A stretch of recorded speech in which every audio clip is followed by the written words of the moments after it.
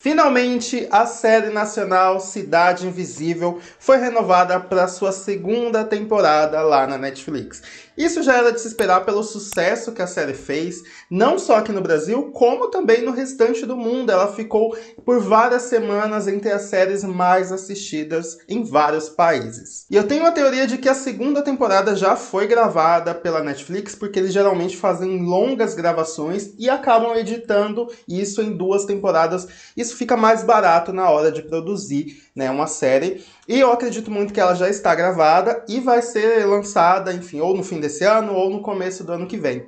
Vamos torcer aí para que seja esse ano ainda, porque essa série é incrível, enfim, mal vejo a hora de ver a segunda temporada. Se você acompanha aqui o meu canal, você sabe que eu falo bastante sobre essa série desde quando ela foi lançada. Eu fiz um vídeo há algum tempo atrás falando sobre as entidades, né, faladas na série, sobre qual personalidade ali do folclore elas correspondem. E eu cometi um erro na hora de falar sobre o Tutu, né, o personagem lá da série. Eu falei que ele era o bicho-papão, quando não é tão verdade assim. Enfim, eu cometi um erro, muita gente me corrigiu lá nos comentários, e eu agradeço imensamente. E é por isso que eu decidi fazer um vídeo aqui falando somente desse personagem e a qual lenda aí do folclore ele pertence, enfim. E tudo isso vai ser sem spoiler, então se você está assistindo a série ainda, não tem problema algum, você não vai receber um spoiler, não vai estragar a sua experiência. E se você gosta desse tipo de conteúdo e não é inscrito aqui no canal, se inscreva, eu falo muito sobre cinema, sobre série, sobre conteúdo da Netflix, e também eu quero saber de vocês, de qual estado vocês são, só para eu ter uma ideia aqui pra gente conversar. Comenta aqui embaixo, deixa nos comentários que eu vou ler tudinho. O personagem do Tutu na série, ele não foi tão aproveitado. Inclusive, uma das minhas únicas críticas que eu tenho para a série é que esse personagem, ele não foi tão, enfim, apresentado ali pra gente. E isso acabou gerando muitas dúvidas, né, pra gente que tá assistindo, em identificar qual parte ali do folclore ele pertence. Tanto que quando eu fui fazer aquele vídeo, foi logo quando a série surgiu, ainda não tinha bombado tanto como está agora. E eu tive bastante dificuldade de encontrar sobre esse personagem na internet. E aí eu acabei me confundindo e falando que ele era, na verdade, o bicho-papão. E é sempre bom lembrar que quando a gente está falando de lendas, né, quando a gente está falando do folclore brasileiro, cada estado, cada região, ela adapta nessa história de acordo com as vivências deles ali. Então, de repente, uma lenda do folclore é diferente em vários estados aqui do Brasil e tá tudo bem, não é uma verdade absoluta. Eu acho que sim, essas lendas, né, essas histórias precisam ser adaptadas de acordo com os lugares que as pessoas estão. Eu acredito que na série as pessoas ficaram um pouco confusas, porque cada entidade elas tinha um nome de um humano, né? Por exemplo, a Cuca era a Inês, a Yara era a Camila, o Saci era o Isaac, e o Tutu era apenas o Tutu, né? E aí muita gente ficou confusa ali para tentar entender quem era esse personagem. Então vamos entender aqui de fato a origem dele. Alguns especialistas dizem que essa lenda surgiu na África e que Tutu vem da palavra quituto, que significa comer. E é daí que também se deriva a palavra quitute, né? Que a gente usa aqui no nosso vocabulário. E essa entidade que surgiu lá na África, ela pertence à família dos papões. Isso mesmo, né? Existe uma família ali de papões, dentre eles estão o bicho-papão e a Cuca. Dizem que eles são ali parentes, que eles são primos e tudo mais. E o meu erro no vídeo foi ter falado que ele era o bicho-papão, quando na verdade ele era o primo dele. E dizem, né, que o Tutu ele é uma criatura sem forma, ele não tem forma, por isso é muito difícil de descrevê-lo. E quando essa lenda chegou aqui no Brasil, ela teve o nome de Tutu Marambá. Marambá, naquela época, significava algo ruim, algo mal, algo maligno. Então eles associavam, né, tudo isso a coisas ruins. E dependendo da região, ele tem características diferentes, como, por exemplo, em alguns lugares, ele é uma criatura gigantesca e sem cabeça, né? Em outras, ele é apenas uma sombra ali, uma coisa escura e com olhos. E que, na maioria das vezes, eles se transformam nos seus maiores medos, né?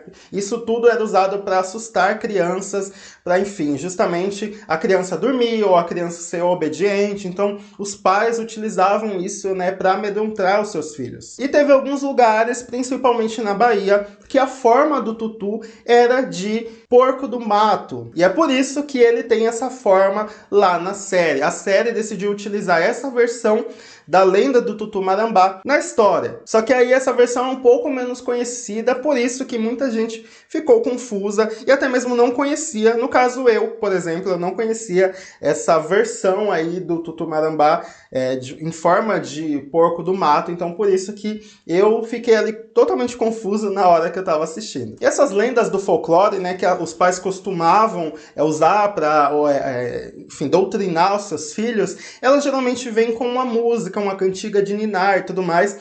E a Cuca tem, e o Tutu também tem. E a música fala o seguinte: Tutu-Marambá, não venha mais cá, que o pai do menino te manda matar. Durma, neném, que a Cuca logo vem. Papai está na roça e mamãezinha em Belém. Tutu-Marambá, não venhas mais cá, que o pai do menino te manda matar. Ou seja, é uma música aí muito tranquila, né, pra criança ouvir, não tem problema nenhum, acho que jamais vai traumatizar.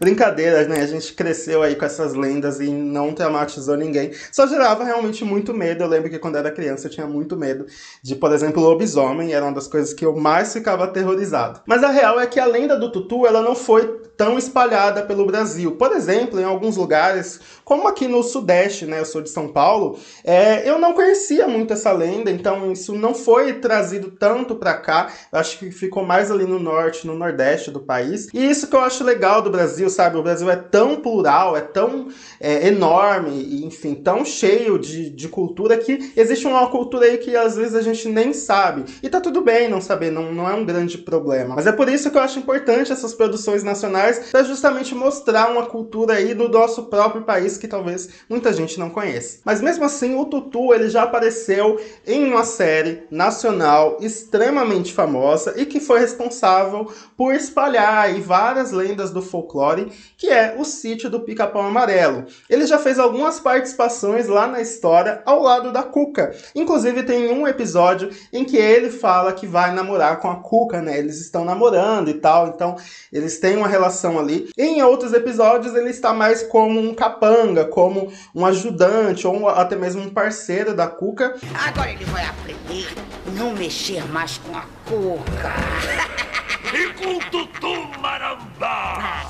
O que é muito semelhante lá na série, já que o Tutu é uma espécie de capanga ali da Inês, de capanga da Cuca.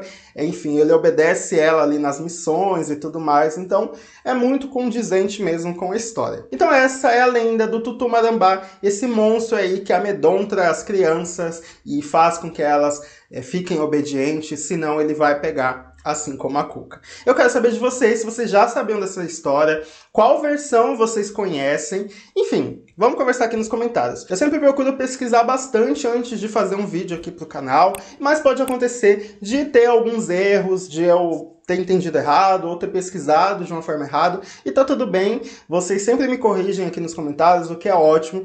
De repente eu faço um outro vídeo falando sobre esse erro, ou até mesmo deixo o comentário de vocês fixado para todo mundo ver. Enfim, agradeço muito aí a galera que está disposto, né, a corrigir de uma forma educada, de uma forma gentil, enfim, fico muito grato. É isso então, deixa o like que vai me ajudar bastante, compartilha pra geral aí que gosta desse conteúdo. Até a próxima, tchau!